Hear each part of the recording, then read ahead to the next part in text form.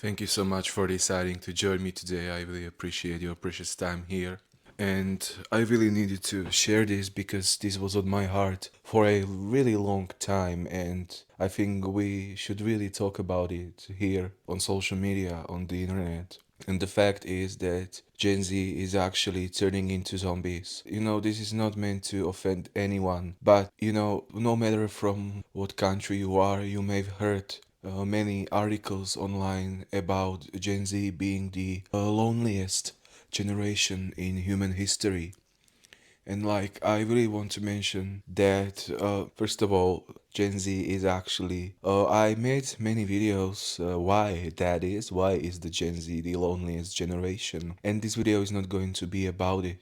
This video is going to uncover the fact that Gen Z is actually behaving like zombies. Because, there are so many people with so much greatness inside their hearts, with so much cool personality, so much charisma. But whenever these type of people put themselves out, they, might meet someone who acts neutral or positively, but it's always hard for so many amazing people to keep that connection. And it feels like when people like this put themselves out, it's really hard for them to keep that. And the thing is, many people who are, suffering inside from loneliness, or they have many friends but they feel unfulfilled, many times they think it's their problem, it's their flaw inside. They think that there's something wrong with them. But when you look at the studies, and I think one of the reasons why that is happening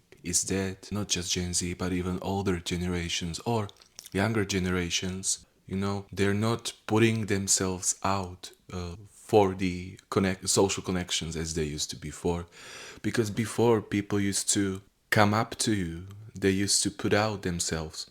You know, before, other people were the ones who actually tried to maintain that connection with you. They were the ones texting you. They were the ones calling you. But it feels like today you can be the most charismatic person ever. You can have the greatest heart. You can have the best social predispositions. But Gen Z is acting like zombies because they don't have the social skills anymore. Even many people who actually have like 10 or 20 friends around them, so they have social skills, of course. Many times, when someone tries to reach them or put themselves out, they're lacking the capacity, the social capacity to actually maintain the connection. Maybe they're used to their circles of friends, but when it comes to new relationships, you can put yourself out to them, but they just don't do the work, and they might not even dislike the person. They can genuinely like the person, but it might feel like they're avoiding the person. So Gen Z is actually acting like zombies because people used to put themselves out, no matter if it was awkward or no matter if it sounded boring. People actually put themselves out and try to see if they can keep the connection with the person, if they can maintain the connection, the friendship.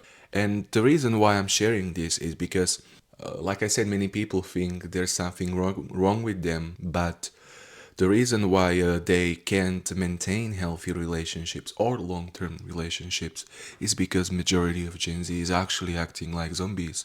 And when it comes to social skills, and when it comes to naturally putting themselves out for that connection, and this doesn't mean that it's impossible to actually maintain healthy connections in this day and age, or that it's impossible. But the reason for this all happening is that, like I said, Gen Z acts like zombies when it comes to social interaction.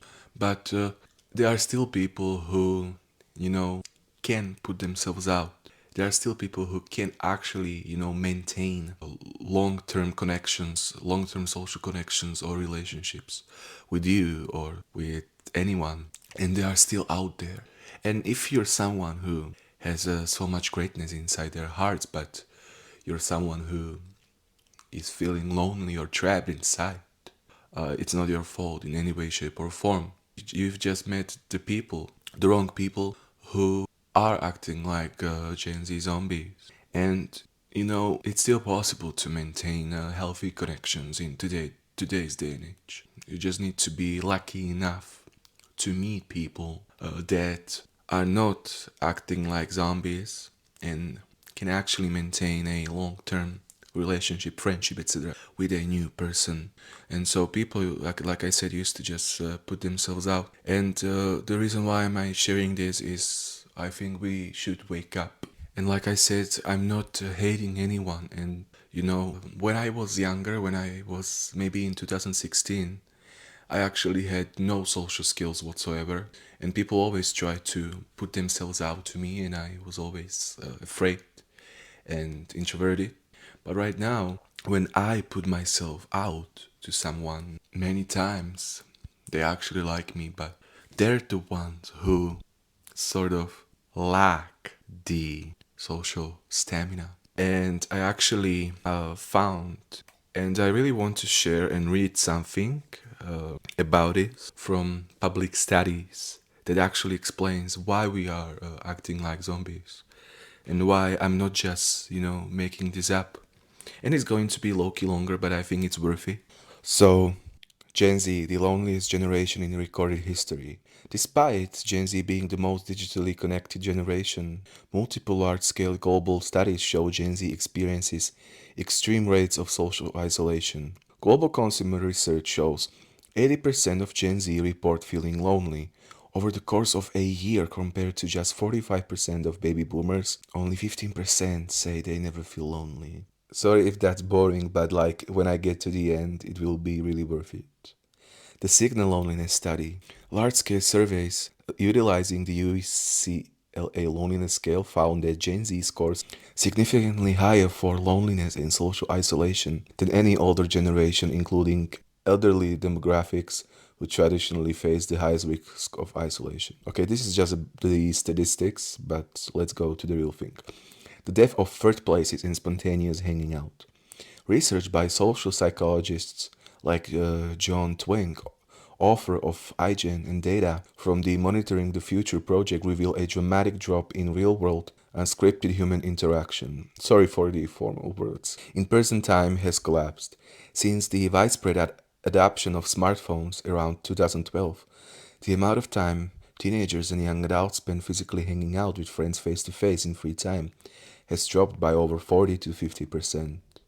Avoiding third places, traditional social hubs, bars, clubs, malls, community centers are being abandoned. A UK study found that 38% of Gen Z would rather volunteer or stay home than go out to a pub or club to meet people, largely citing social anxiety or the financial mental burden of unstructured night environments. Another thing is hyper awareness and prevention focused interactions. Why do young people act zombie like or unresponsive in public and professional spaces? Hypersensitivity to social judgment. Behavioral researchers note that because Gen Z grew up under the constant gaze of social media, many suffer from an exaggerated sense of an invisible audience, believe that people around them in real life are constantly scrutinizing and judging their behavior. Avoidance tactics. To cope with social anxiety, many adopt what psychologists call a prevention focused interaction style, avoiding spontaneous eye contact, small talk, or expressiveness in public to prevent making a social misstep. The Gen Z stare, blank reaction. In workplace and public settings, older colleagues often report encountering blank stares or non reactions from younger peers. Sociologists attribute this not to rudeness but to a learned survival defense mechanism. If you don't engage, speak fast, or react dynamically, you can be judged or caught off guard. The digital paradox. Craving connection, getting atrophy, loss of real world muscle memory. Socializing face to face is a physical and cognitive skill. As media analyst Jessica Winter pointed out, interacting in real time with physical bodies requires spontaneous compromise, reading microexpressions and tolerating awkward silences. Because digital platforms allow people to edit, delay, or curate their responses, live interaction feels overwhelming by comparison. The desire versus the execution. Interestingly, studies such as research from the Impact 360 Institute show that 4% to 78% of Gen Z prefer face-to-face relationships over digital ones and recognize they spend too much time online. They want deep, real interaction, but because their real-world social muscles have atrophied, initiating or maintaining that dynamic energy in person feels terrifying. So summary, when Gen Z appears zombie-like in public, monotone, disengaged, quiet or glued to screens, it isn't because they lack emotions or social desires. It's the result of an environment that trained them to view spontaneous human interaction as a risky high anxiety event rather than a natural fun way to connect. And I know this was low-key longer to read. I'm so sorry that it took so long. The reason why I'm sharing this is because we really need to wake up. I know if you are the one who is acting like the zombie, if you are the one who can put themselves out to the relationships through the uncomfortable phases, there's nothing wrong about it. I even to a certain degree, I only put on myself when I think I'm not being intrusive. But like the moment I feel like I'm just being just a little bit intrusive, I just go back down. So I do admit that I am a Gen Z zombie myself a little bit too. Absolutely. Even though I try to, put myself out and test the waters, I'm absolutely, I still have, there's still a low-key Gen Z zombie of me. And the reason why that is that social interactions, friendships, socializing is one of the most healthy things for the brain and the human body in biology ever. And we really need to, be willing to go through the uncomfortable phase and really put ourselves out and test if we can maintain the relationships. But at the same time, if we are the ones who are actually willing to go through the uncomfortable stages, there might be the people who might act reserved or might not be willing to casually, daily calling or messaging you. I'm not saying you should, force yourself to anyone because somebody might actually not be wanting to, to be, a friend or a daily associate or to have a daily conversation with you.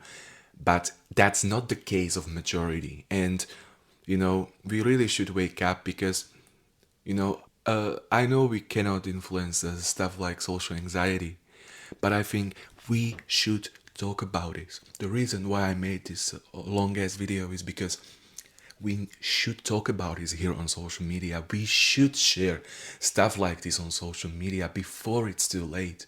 We should talk about it. TikToks, Reels, anything. They should also talk about it. And this is really not a hate thing to anyone, But I don't even know what to say next. But thank you so much from the bottom of my heart for your precious time here. Feel absolutely free to explore any mind-blowing things about our brain, life, our feelings through neuroscience, anything mind-blowing in my other videos. Feel free to hang out with me in other videos, but absolutely no pressure, please.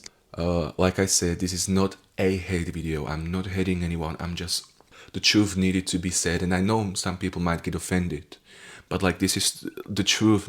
I needed to share the truth, and you can, hate me in the comments if you got offended.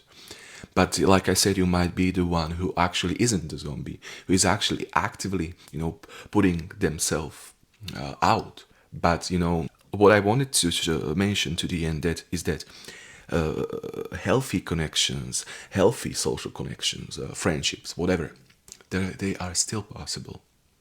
But many times, if you feel like there's something wrong with you, there's actually something wrong with them, and you might be the greatest person ever inside. And it might come to the thing that you just need to meet someone who isn't the zombie and who will actually maintain the long-term healthy friendship relationship. So I know I was talking and yapping for a whole year. Thank you from the bottom of my heart for your precious time. Take care, especially take care, and I can't wait to catch you soon.